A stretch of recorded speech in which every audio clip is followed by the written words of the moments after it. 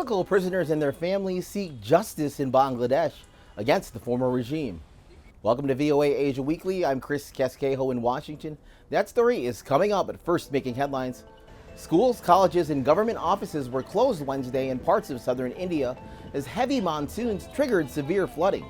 The worst hit cities included Chennai and Bengaluru, India's industrial and information technology hubs.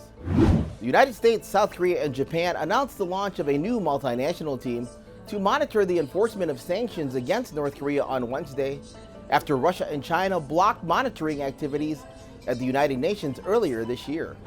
Leaders from countries in the Shanghai Cooperation Organization, an international security group founded to counter Western alliances, met in Pakistan Wednesday to discuss how to boost security cooperation and economic ties. China held large-scale military exercises surrounding Taiwan and its outlying islands Monday in what it called a warning against Taiwan independence. Leaders of Kashmir's biggest political party were sworn into office to run a largely powerless government in the Indian-administered territory.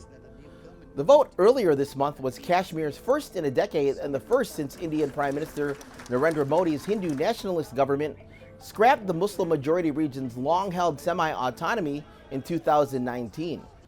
Bangladesh's International Crimes Tribunal issued an arrest warrant on Thursday for former Prime Minister Sheikh Hasina, citing her alleged involvement in mass killings during violent protests that erupted earlier this year. An independent commission formed after her August ouster is investigating enforced disappearances during the last 15 years of her 20-year rule. As VOA Sarah Zaman reports from the capital Dhaka, the 5-member commission is a ray of hope for many, but they are also aware of the challenges. Michael Chakma has mixed emotions visiting the spot where he was abducted in 2019 along a busy road in Dhaka, Bangladesh's capital. The tribal rights activist spent more than 5 years in a secret detention center that he believes a state agency was running. It was not a place where a human being could live.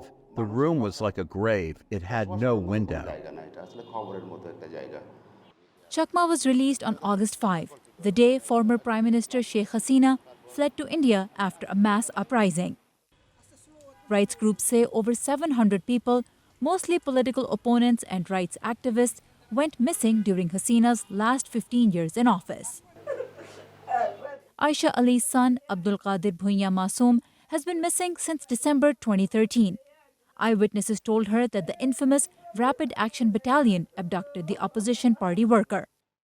I keep waiting for my son to call me Ma once again, for him to say, "Mother, how are you?" Bangladesh's interim government formed a 5-member commission to investigate cases of enforced disappearances. Ali hopes it will help her find her son. Meyer Dak, an advocacy group for victims' families, has submitted more than 80 case files to the commission, including that of Ali's son. Sanjida Islam, whose brother Sajidul Islam Shumun went missing with Ali's son, is leading the group's efforts. So, expecting all those secret detention cells, they will open and make it public and demolish them.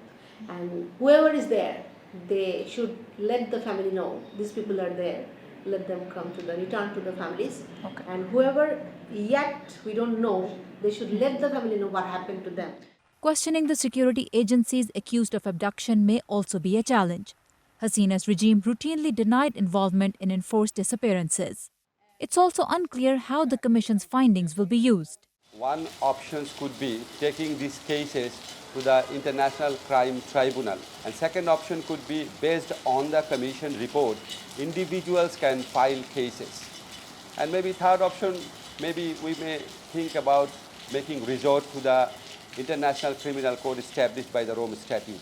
In Bangladesh, the quest for answers continues under a new regime. Sarah Zaman, VOA News, Dhaka. Visit voanews.com for the most up-to-date stories. I'm Chris Casquejo. Finally, giant pandas are back here in the U.S. capital city.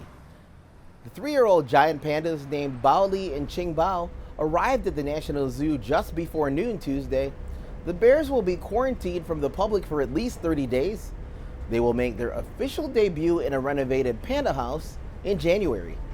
Thanks for watching VOA Asia Weekly.